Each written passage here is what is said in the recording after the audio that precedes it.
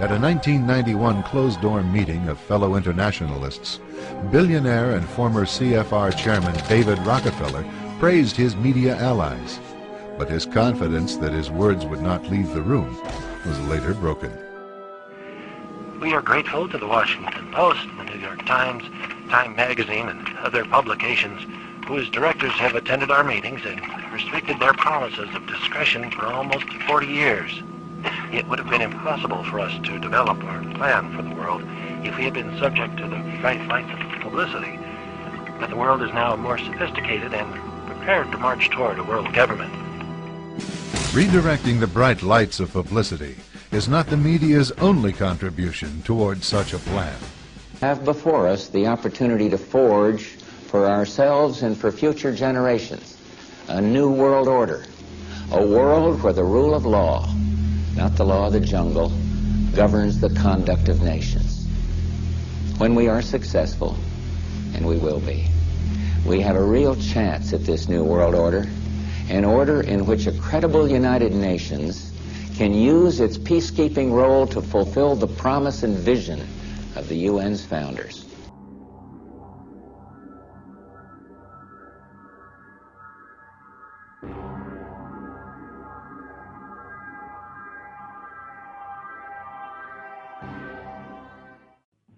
What is at stake is more than one small country.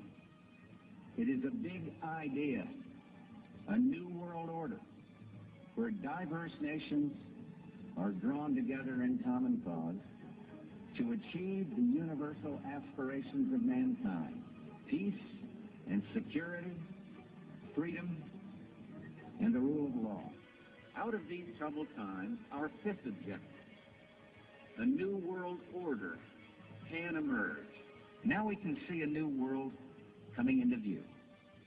A world in which there is a very real prospect of a new world order. There is a chance for the President of the United States to use this disaster to carry out what his father, a phrase his father used, I think, only once, and hasn't been used since, and that is a new world order. Here to drive performance. And I believe it will also be said of this age, the first decade of the 21st century, that out of what will be seen as the greatest restructuring of the global economy, perhaps one even greater than at the time of the Industrial Revolution, a new world order was created. When my predecessors were speaking to this event a century ago, the world order of the 19th century they were describing was defined mainly by the balance of military power, and they saw European empires dividing the world between them. From the time of 1945, when my predecessors of the post-war years spoke to you, the world order was simply defined by the high-stakes standoff that characterized the Cold War years.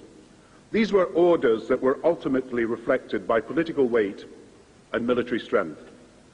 But today, with Asia already outproducing Europe, India and China are clearly becoming part of our new order, and they're doing so principally because of their economic strength and potential. And while military and political power retain their status and always will, all these new challenges are bringing together about the biggest restructuring we have ever seen, not just of the global economy, but of the global order as a whole. And 200 years ago, a famous British Foreign Secretary said that the new world had been called into existence to redress the balance of the old. In 1990, another old world ended, dominated by the Cold War, and people talked then, in 1990, of a new world order. What they actually meant then was a new political order. And what was not foreseen then, but is obvious now from everything that we see and do, what we experience in every day of our life, is the sheer scale and speed and scope of globalization. And it's only now that we can begin to understand that the world order that globalization brings and what it's going to look like, it's driven forward now not just by the balance of military strength, the Cold War times, or ordinary political power. It's being driven forward by a seismic shift in economic power that we see around us. But what does the new world order mean for countries like ours who are looking to succeed? I suggest that the countries that are going to succeed are those that combine flexibility, free trade, open markets, with proper stewardship of the environment and investment in education, infrastructure and innovation. And the question for us is how we meet and master all these challenges to ensure that Britain enhances its competitiveness in the process and realises what I believe is our destiny of success in this new world order. So, in conclusion, ladies and gentlemen, a new world is emerging. It is a new world order with significantly different and radically new challenges for the future. You also mentioned in here an encounter with Saddam Hussein in Iraq, in Baghdad. Was there anything in that meeting some 20 years ago that would have led you to believe that he'd be playing the role he is today? I don't think so, but in the light of what's happened, it certainly makes it all the more interesting. I did it actually at the request of Henry Kissinger, who was then Secretary of State. I was going anyway to that part of the world, and Chase had business with the leading commercial bank in Iraq, and so I was going for that. And he asked me if I would also go to see him to say that he would like to establish closer touch with the regime. He felt that it was important that our two countries communicated more effectively. I did see him, and he was pretty cold, and he said the only way we could hope to establish closer relations would be if we would discontinue our support for Israel. Well, it was not likely that that was going to happen. Right. So it was not a terribly productive meeting, although in hindsight it was certainly an interesting one. A special televised meeting of the New York-based Council on Foreign Relations provides a window to the real story. The speaker, Vice President Dick Cheney, takes a question from David Rockefeller. Vice President, I just enjoyed so much your whole speech, but I was particularly pleased that you gave such a strong endorsement for the free trade agreement for all the Americas, subject that has been of great concern to me for many years, and particularly recently, and I think it's absolutely essential for the strength of our economy.